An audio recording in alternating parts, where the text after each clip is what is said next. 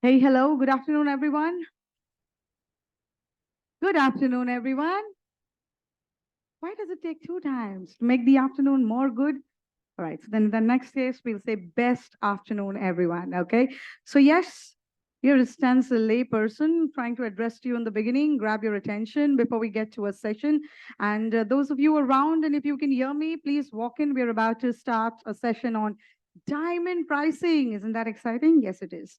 And above all, when you have someone from handling third generation business, then I think you're going to be even more excited about knowing what's coming. Okay, so here it is. If you ask me how I spell the word carrot, I'll probably say Carrot, the one that was in my salad. But for you people, you're going to say, throw her out of this place. We don't spell it like that. We spell it with the letter K. But here, we're talking of the C's related to diamond pricing. So why do two diamonds of the same size that are graded VVS for clarity, F for color, and cut, also being the same, still valued differently? Venus uncovers this myth and mystery for the trade, taking us through the finer understanding behind the trade certifications and different nuances that VGS takes into account that impact valuation is none other than Devansh Shah, partner Venus Jewels. Make some noise, everyone. Woo. Is that the only way you know how to make noise? Or we'll learn some more. Over to you, Devansh.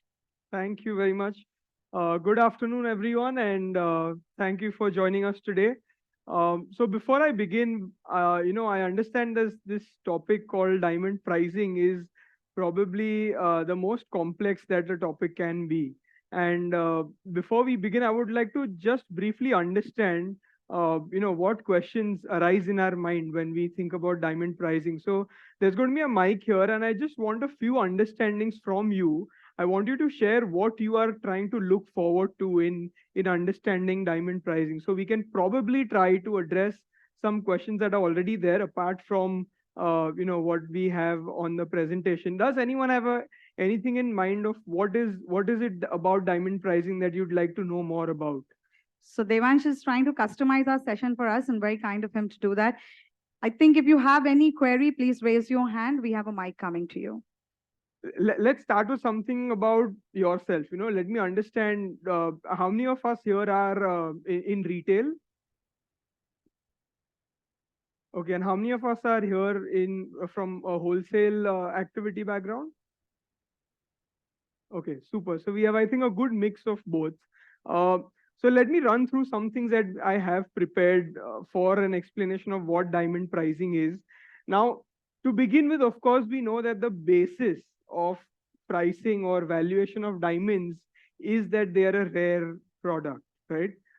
Because they are not so easily available, and the number of 1 carat diamonds that are made in 1 year are only as much as can fit an exercise ball, and the number of 5 carat diamonds that are made in 1 year are only as many as can fit in a basketball. So of course the rarity of the product is the base of how we price diamonds. And the second challenge is that this is the most complicated product in the world.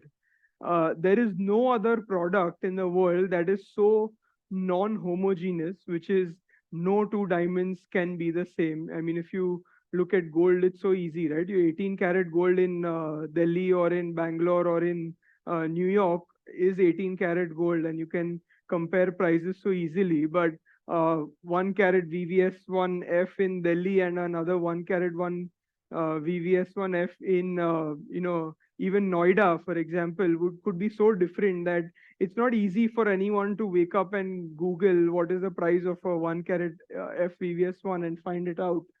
And of course, there are also regional differences in how people prefer their diamonds. So there are cases where some, kind of customers prefer the diamond to be table clean, eye clean, no black inclusions, or a very refined pointed pair cut with a good length width ratio. And there could be others who would have other preferences. So there are a lot of differences for every product, and the preferences in every region that also impact the price of the product. And the way most products in the world are priced are how much the customer is willing to pay.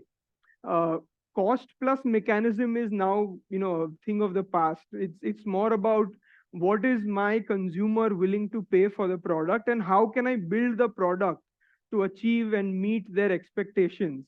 That probably becomes another factor that affects how we price diamonds. And for most consumers, this is a intangible value. They don't value the diamond because of the rock that there is. They value the diamond because of the emotions and the feelings and the occasion that they can celebrate because of that diamond.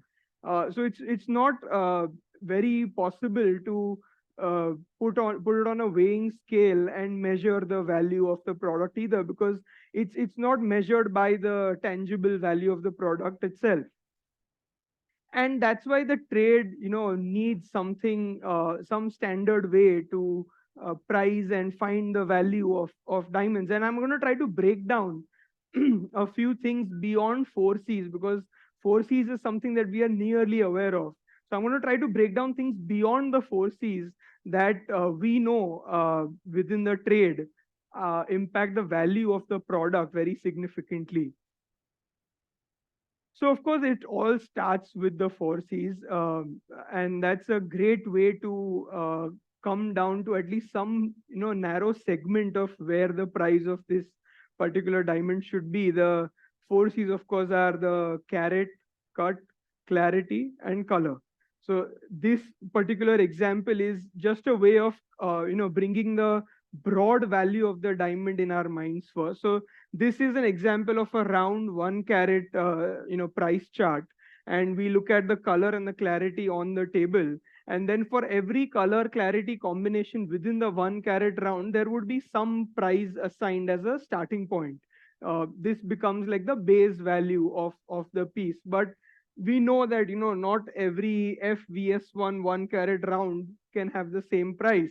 So this then becomes as the starting point of the price calculation of the uniqueness of the diamond. And before we go into more details about the other things other than the 4 C's, let's look at the basic differences within the 4 C's that can be caused by the changes. So this is an example of a FVVS1 1 carat diamond, and if we look at the price of a round in comparison, the same chart for another shape, let's say a pair, would be 26% more discounted or at lesser value, and in comparison to an emerald, around is 48% more expensive. So these are the different changes that happen in the price charts itself. And of course, there is no writing in stone that every round and emerald is going to have a 48% difference. This is just the difference in the broad starting point of calculating the price. And why are different shapes priced differently? Any guesses or any understanding already? Why would a heart be 39% lesser expensive than a round? Any idea? Any guesses? Please. Can we have a mic reacher so everyone can hear what she says?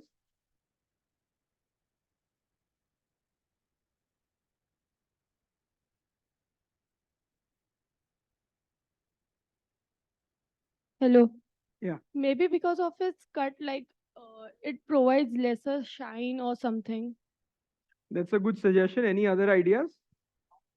Please use the mic so that everyone else can hear you as well. Amount of weight we get out of a rough. Very nice. That's a good suggestion. Any other ideas? Please use the mic so I can hear you more clearly. I think it's got more to do with the demand also of the shape. Yeah, I think that's also a good suggestion. I think to summarize, I think all three of you are correct. Most important is, like you said, the weight that it catches. So we know that the rough diamond comes in a lot of shapes and varieties. They're not always round or square or rectangle. And what we make out of the rough diamond is decided based on which shape fits that particular rough diamond's 3D model the best. And sometimes we have long models in rough, and sometimes we have square models in rough. Round is the most expensive because whatever the shape of the rough, you are going to have to make it symmetrical from all 360 degrees, which leads to the maximum rough wastage to create a round shaped diamond. And of course, it is the most standardized, demanded shape in the world because it's the easiest to understand and easiest to explain.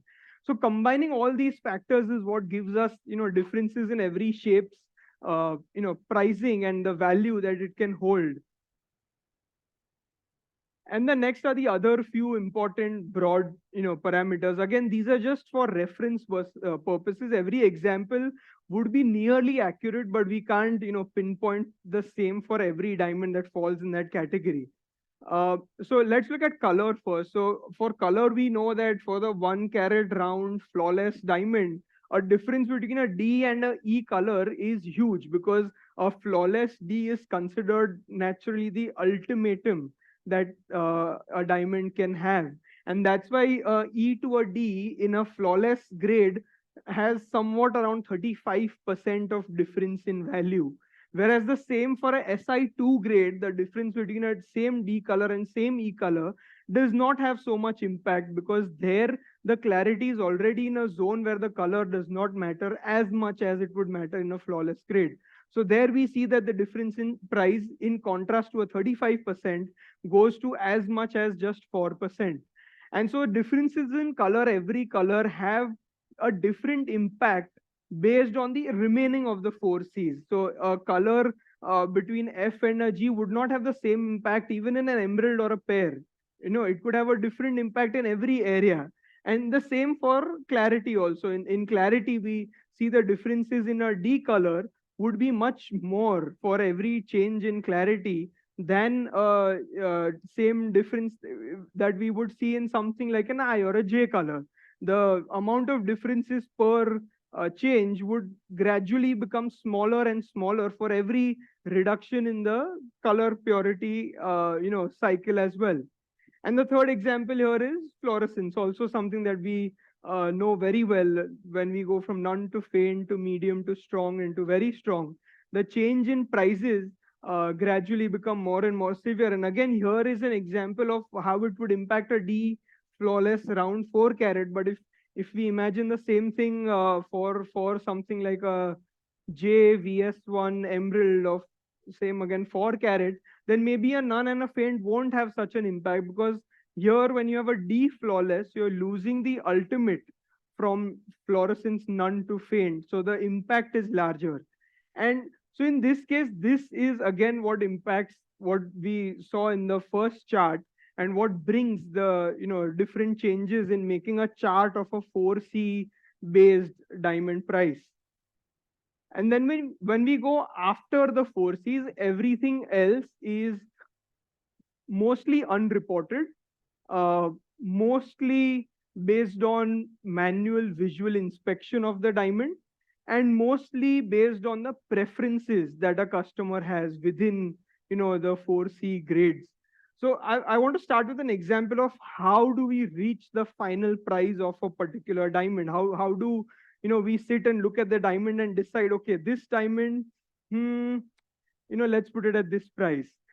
So what we do is we start with the base price, as we have already seen earlier. From the price chart, we will find out that for a 1.98 carat EVVS1 would fall in the 1.5 carat 1.5 carat size category, and it would fall in the EVVS1 block in the price chart. So we'll fetch a base price from there, which in this case turns out to be 12,769. And then the other characteristics of the piece itself will also impact every characteristic impacts the price of the diamond by one particular suggestion. So this particular diamond has a medium fluorescence, so it will suggest to the person pricing the diamond. Yeah, sorry, these are all dollar figures just for reference. Thank you, Naveen Bhai, for reminding, so that there is no confusion that a 1.98 carat EVVS1 is available for 12,700 rupees. That's not possible. So yeah, so these prices are in dollars. And so the first impact that we give is the largest impact. So the largest impact in this case is that of a medium fluorescent, fluorescence in the diamond. And in this case, for this particular combination, some table somewhere has information that it would attract a 31.4% discount. And these figures keep changing on a daily basis. There is no benchmark for what would be the exact change for a medium fluorescence, but there is a zone and a range that keeps moving based on demand and supply, based on the characteristics of the diamond. The second change that we do to this price is for the size premium in comparison to a 1.5 carat, which is the base of that chart. This particular diamond is a 1.98, which is very close to a 2 carat, price range, which is why it will attract a size premium of 28.5% in this case for being a 1.98 in comparison to a 1.5. And then there are other impacts that I will go into much more detail in the following slides. But just for an example, let's say that this diamond does not have any black inclusion, and let's say that this diamond does not have any inclusions in the table.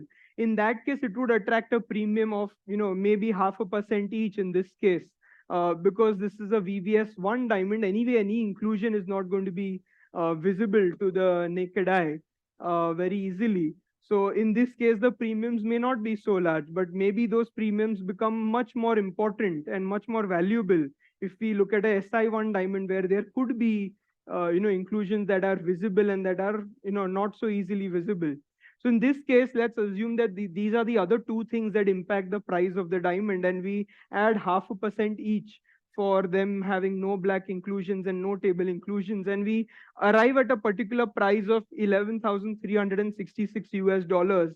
And what we also do internally as a part of our own process is we compare our own analysis of the diamond with the analysis of, let's say, a GIA report.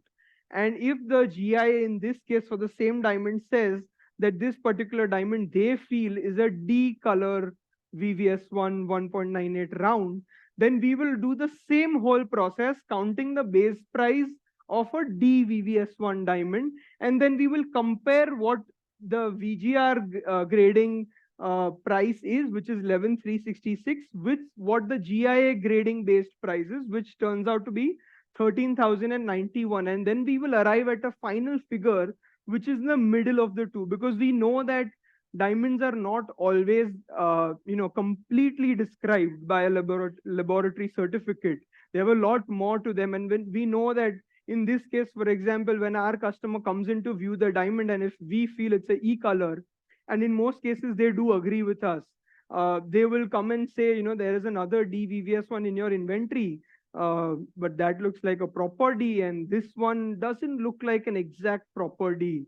And this is the reason we make this difference between the two, because the prices of the diamond should be based on the diamond's own inherent qualities, not just based on one report by an external laboratory. So that's how we come to a final price of, for this diamond, $12,705. But of course, black inclusion, table inclusion, size premium, and fluorescent discount were the four things that got applied in addition to the base price for this example. But in most cases, there is so much more. So in our system, we have calculated more than 450 different tables containing different informations that together create millions of matrices to arrive at the final price of a diamond. So these impacts are examples of what could be 20 more impacts that go in addition to the base price of the diamond. There could be trending makes. People are loving long cushions these days, so that could have a premium for its own. The luster or milkiness of the diamond could be weak, and that would attract a discount for itself.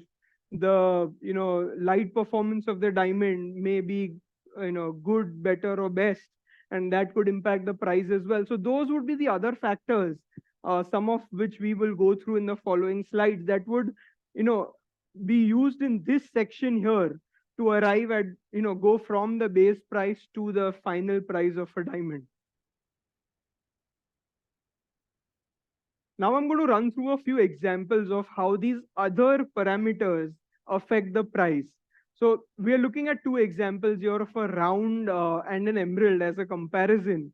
And in a round cut, because there is an international standard for the cut grading of round cuts, the impact of change from an excellent cut to a very good cut to a good cut is very significant, because it is reported and it is significantly easy to understand and see it on the certificate. And that's why the change for this example of a 3 carat D VVS1 round from an excellent to a VG to a good VG is to the tunes of medium 2-digit percentage changes. So that's a 31% reduction for being 2x to 2 VG. But the same in comparison for an emerald shaped diamond does not need to be the same. In this example, we know that emeralds or any other fancy shapes don't have any particular global standard for how well they're made. But internally, when we are making diamonds, we can identify very clearly which one looks better, which are preferred parameters of depth, table, even girdle size and such things that impact the price, or the feeling of cut in even fancy shapes. So internally, we give our own diamonds a particular grade of cut, even for fancies. And in an emerald, same 3-carat DVVS1 case, the impact of going from XX to VG is not as much as a round. It goes down to 12% in comparison to 31%. This is something that we already saw an impact of in the final price derivation that we saw. And here is another very clear example of, despite everything being the same on the certificate, the both certificates would say oval 1.01 G SI1, because that's all that's reported over there. But one oval could look really nice, having no inclusions in the table, just a few feathers in the crown and on the pavilion. And there could be another diamond having a big black visible crystal right in the center. These two, despite the certificate being the same, we wouldn't value them the same, right?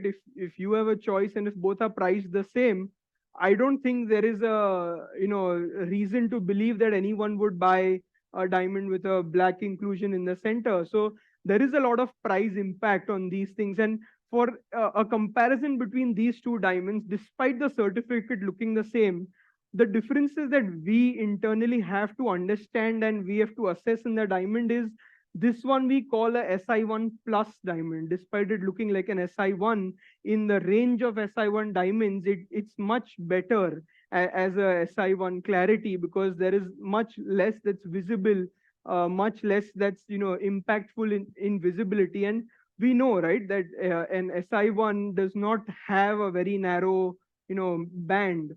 There could be SI1s as different as these, and there could be everything in the middle. So in this case, we call this an SI1 plus and we call that an SI1 minus. And we also have something called black inclusion as a grading and pricing impact. And we know that that diamond has a very important or visible black inclusion. So we graded N3 in comparison to an N0. And again, something very important in the table there, whereas nothing that's too important in the table here. So we will call it a T3 in comparison to a T0 here. And that itself, we would believe, would yield a price of 20% more for a diamond that looks like this, despite both of them looking the same on the certificate.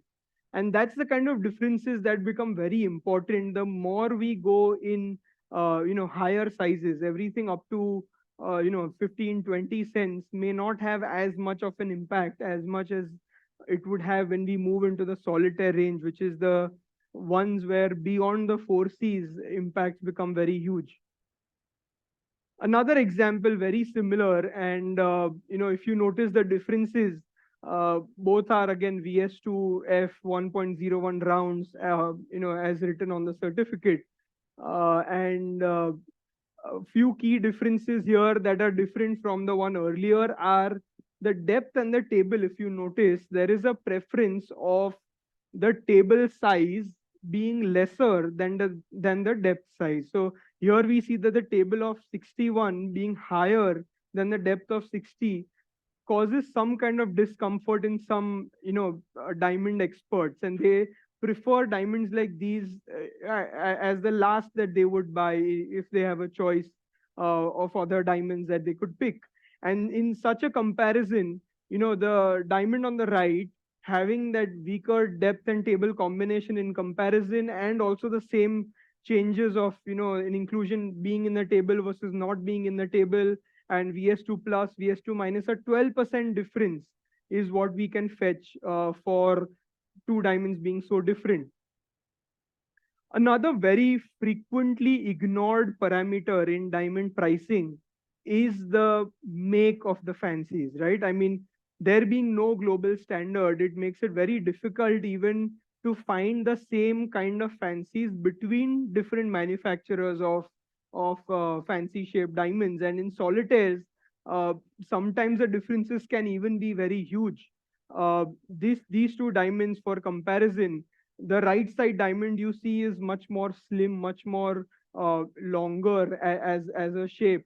And I think there is a cross here. So the diamond on the right side is the diamond on the left side at the bottom, which is thicker in its girdle, in its crown, and the pavilion. And the diamond on the left side is a little longer, sleeker, smarter looking, more trendier also in comparison. And in such differences, again, despite everything being the same on the certificate, people are willing to pay up to 25% more for a diamond that is better cut, without it being reported anywhere. Just a matter of the diamond's expertise that the buyer would have. They would be able to understand what is more trending, what would look better on face up, what would smile better as a diamond.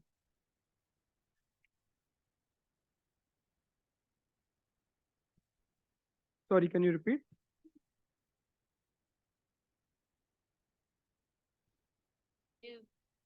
Like near the culet. So in this case, we've tried to create examples ourselves. So here we are assuming that both diamonds are standard VS2s, and because we want to isolate the difference that a cut can create in the diamond. Because that So will also reduce the price.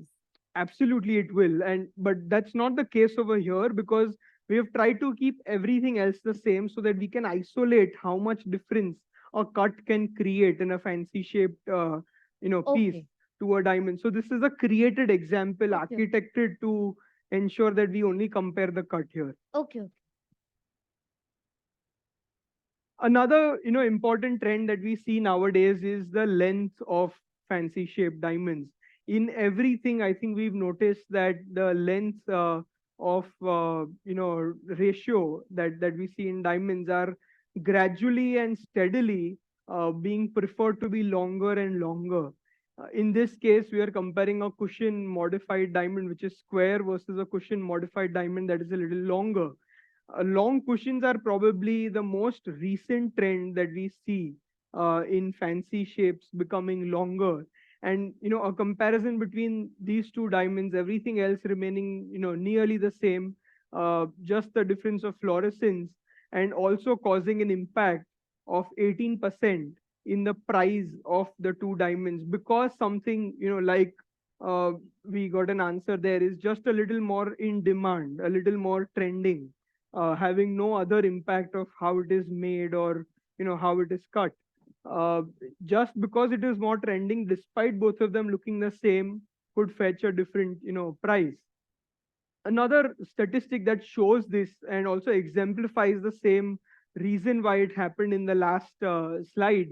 We moved from 27% manufacturing of long cushions right up to 43% now, and that is also a clear indication of how well the long cushions have been demanded and how well we have responded to them being made. And the response becomes automatic, because when something fetches better value, automatically the craftsmen and the planners on the rough stage will try to think of how better they can maximize the value of the rough in their hand. And if they have an option of creating a longer a piece, and if it fetches more value, that's the price that they will run after.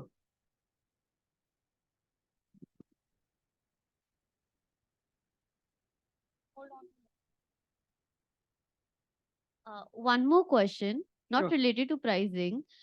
Does cushion cut is better than round cut, as it is like its look, face up look is gives you a better feel, like a bigger feel than diamond, as compared to as a manufacturer of a diamond, it the wastage is less, and as a customer also and as a seller also, in both the ways you get a better profits also.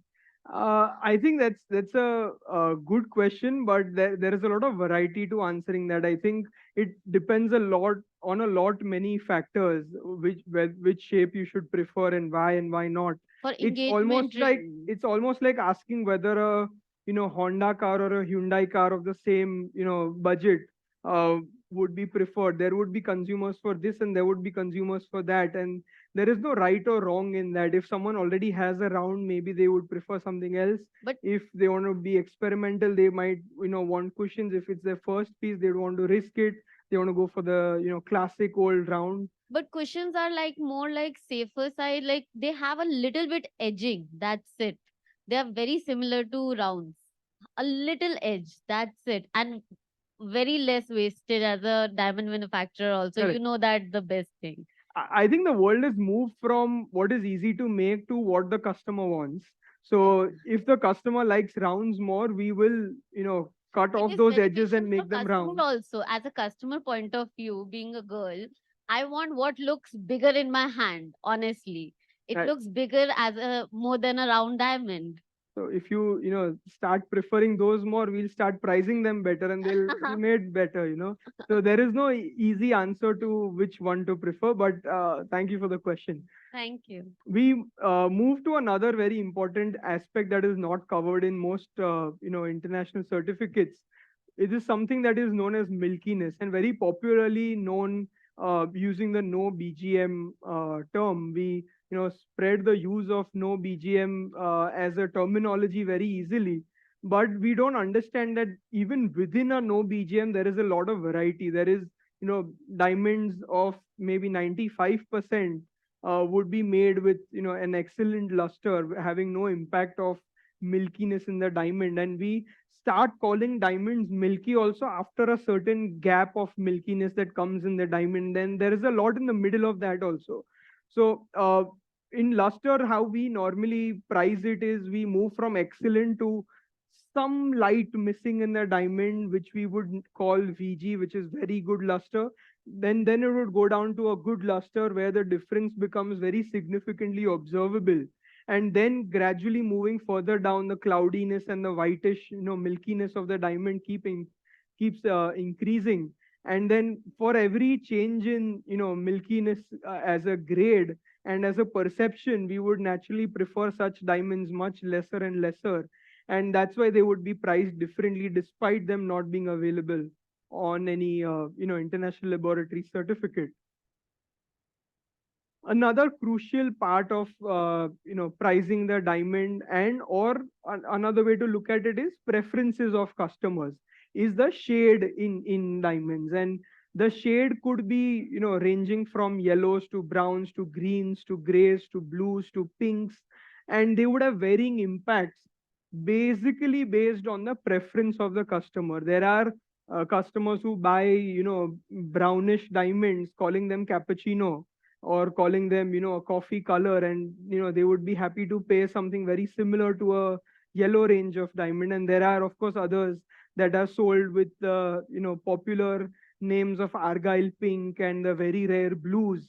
That could be a very premium side of the shade of diamonds, but in most cases in the generic diamond offering, we know that greenish yellow, yellowish brown, brown or gray, such shades have a negative impact on the customer's preference. And most of luxury brands and most of the high-end retailers would try to avoid buying or selling a product in this category.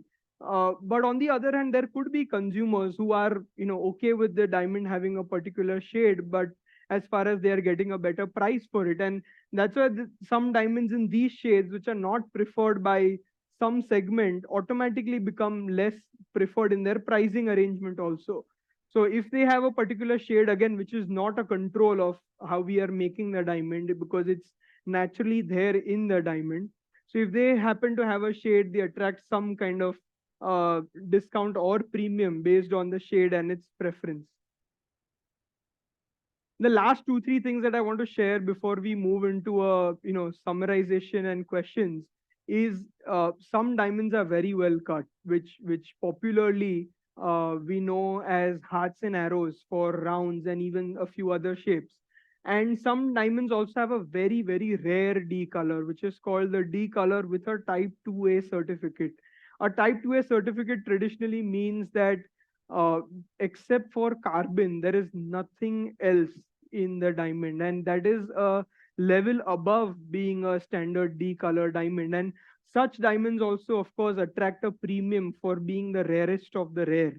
And if they are well cut, of course, it would need some more work for the craftsmen to bring it there. So all of that together, also would have a pricing impact on the diamond, despite it not being available, on any paper knowledge. And the last thing that I want to talk about is the demand for matching pairs. Now, finding two similar diamonds in rounds is a lot easier than finding two similar diamonds in fancy shapes. And that rarity itself, attracts a particular premium, because a customer would love to know that, one emerald came from Canada and another came from South Africa, and they found each other at manufacturer's office, and they decided to make them twins and find each other their brotherhood, and that's how they become a pair. And that story, and to understand that this is probably 0.02% of emeralds would match each other, and you have something that is so rare. Such kind of stories and such kind of rarity can create the premium for matching pair diamonds. And what we also kind of think about is how to express the beauty of the matching pair to the consumer. So, we think of ways like creating some documentation of how rare the two pieces finding each other are. And we also kind of try to overlap the wireframes of two pieces when they're very closely matching. So if you can hardly notice, there is a red line and there's a blue line. Those two are actually these two different diamonds, and their wireframes overlapped on each other, just to prove to the consumer how closely matching the two pieces are. So in summary, I think we've seen a few different areas based on which diamond pricing can be based, despite the beyond the four C's. And because of that, we know that even as the basic four C's as a combination have a lot of different options for a buyer with a certain budget.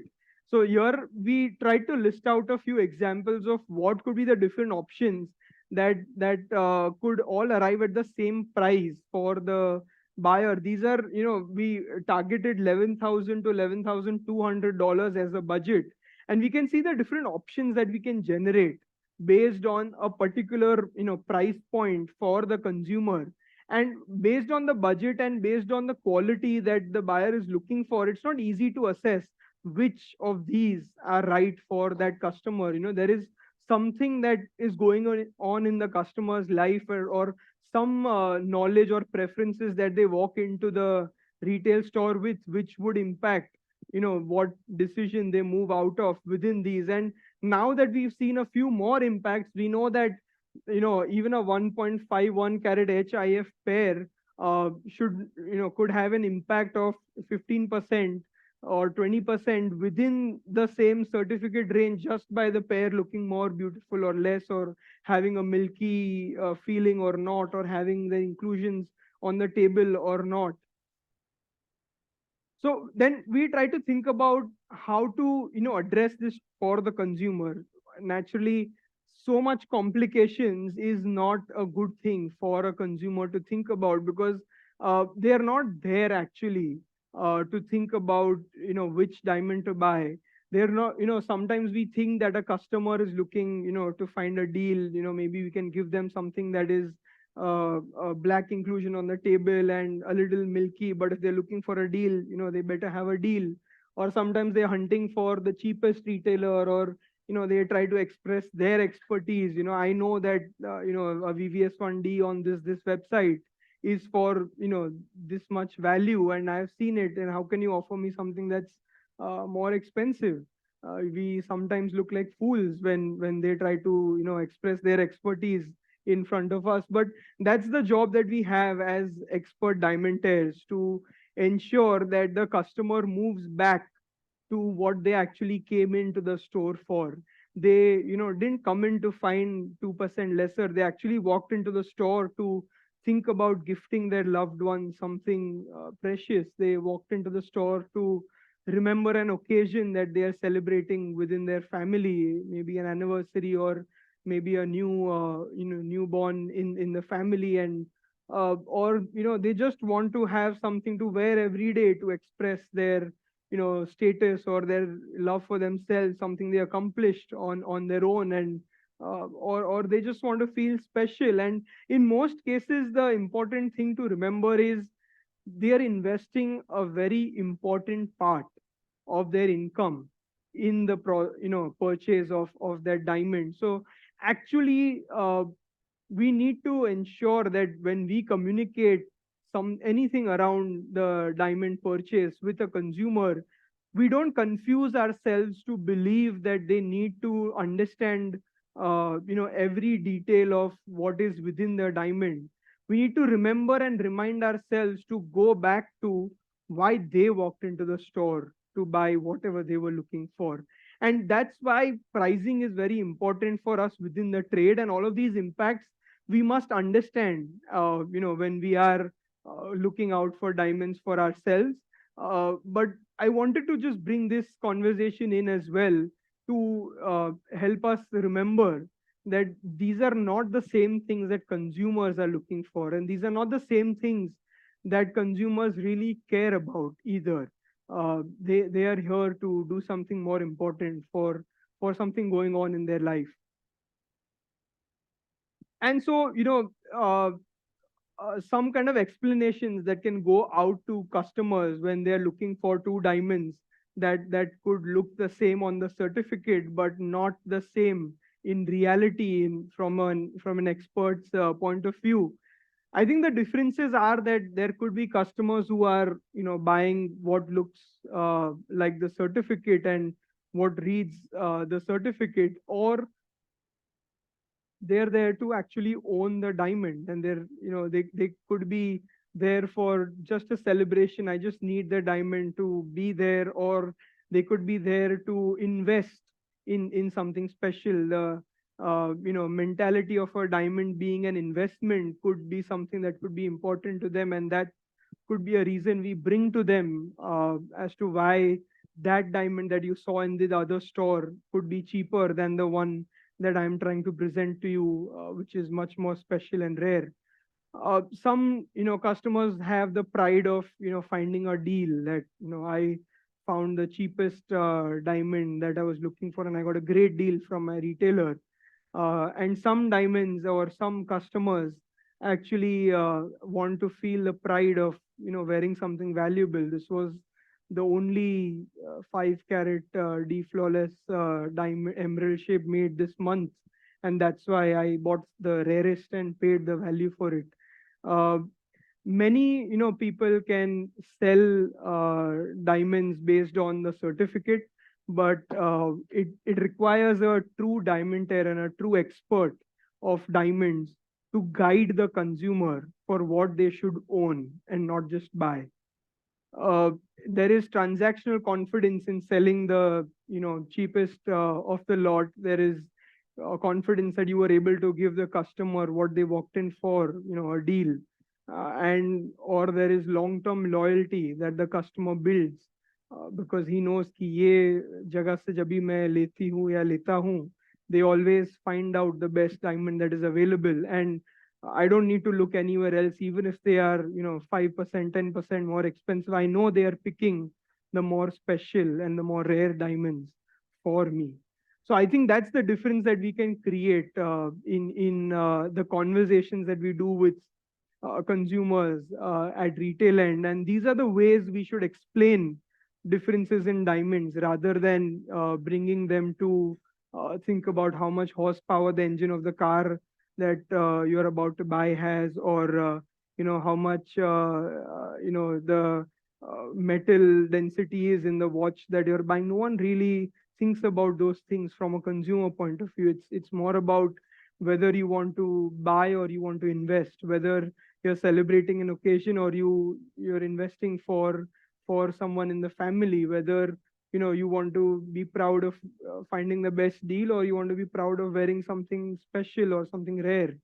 And that's the kind of conversations we should do, in contrast to our trade conversations of what differences there could be in diamonds despite having the same 4Cs. Now I'll open the floor, of course, to any questions that you have.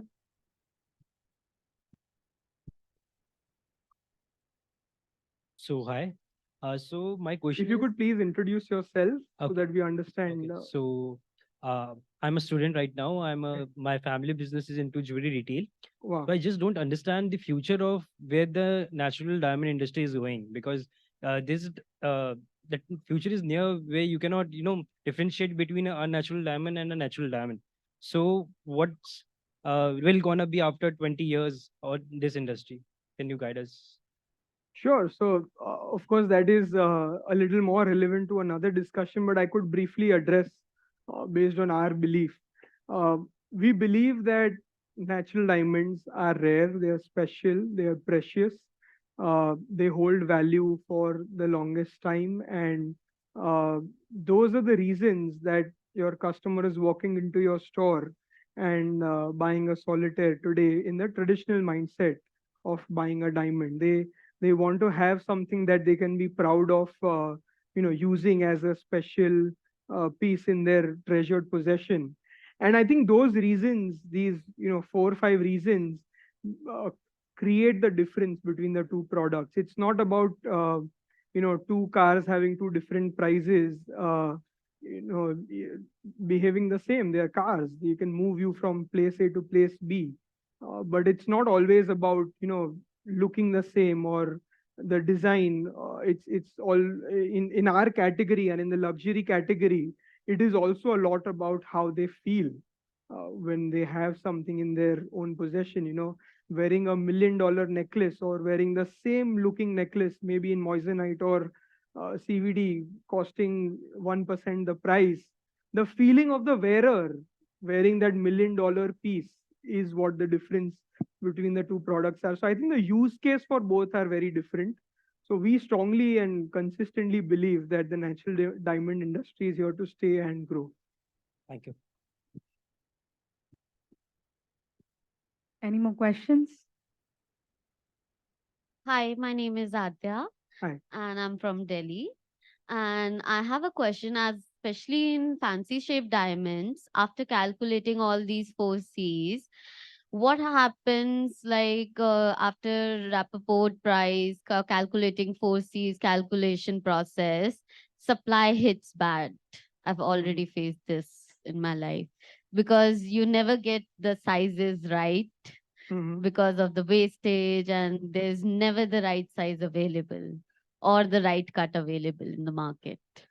Yeah, I think that's a very valid point. When you're looking for something very specific, when you think about, I don't want anything in the table or I don't want anything black in the diamond, you might run out of choices that are actually available.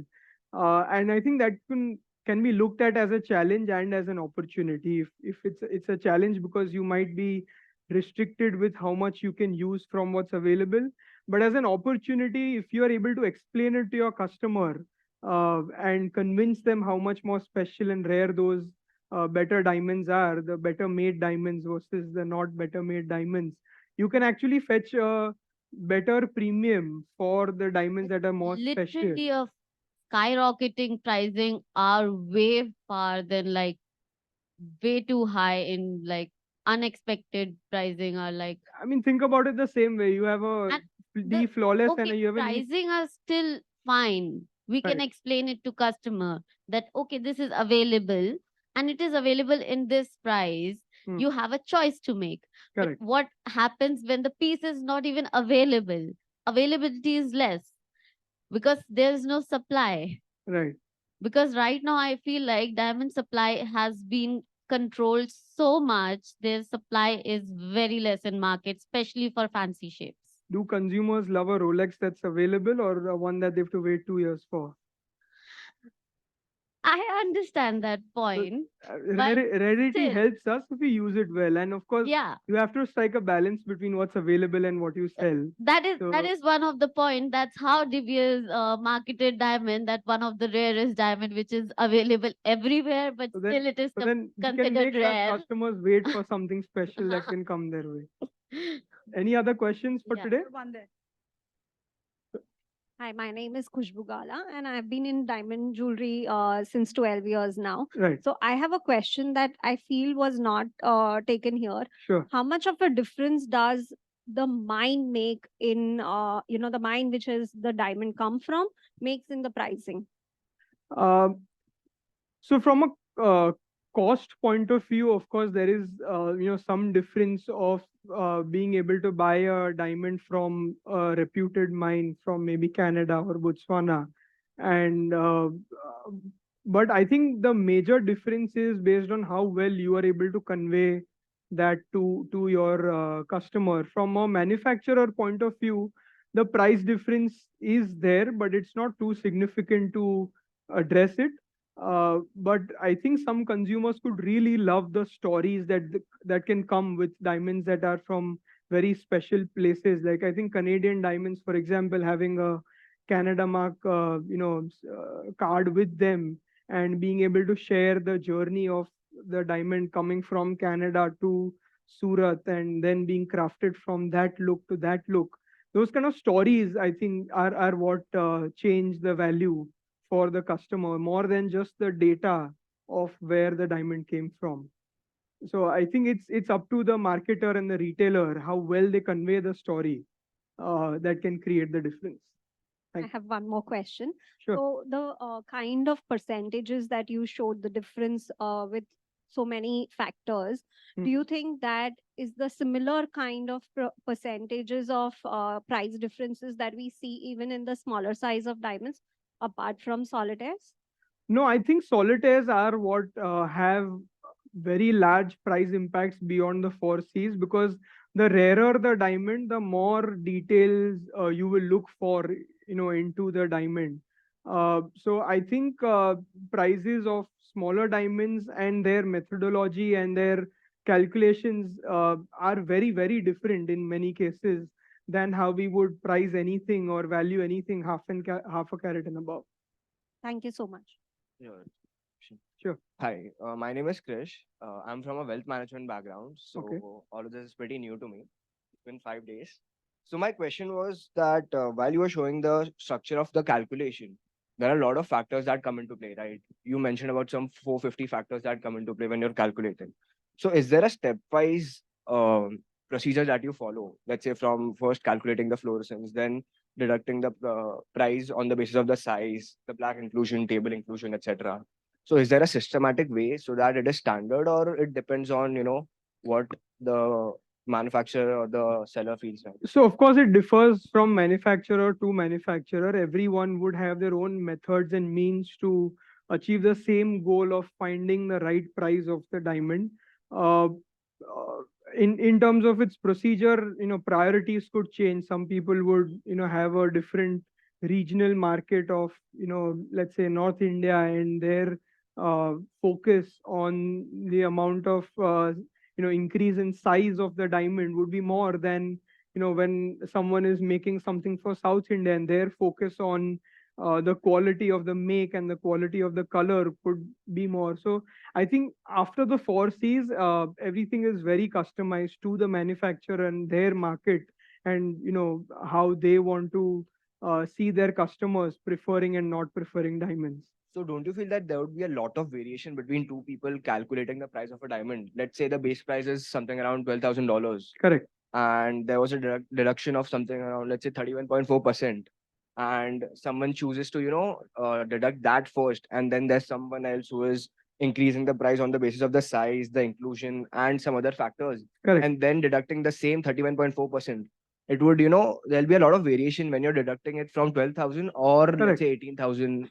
Yeah, and actually that's the beauty of us being here, right? I mean, you need a diamond expert for a consumer to own a diamond, and this is the reason that there is no, it is the world's most complicated product, and for this very reason itself, that there is no two people who will look at, the same diamonds the same way. Let her go two different manufacturers and two different retailers in two different parts of the world. So this is a very customized and manually created process in house for most retailers and manufacturers.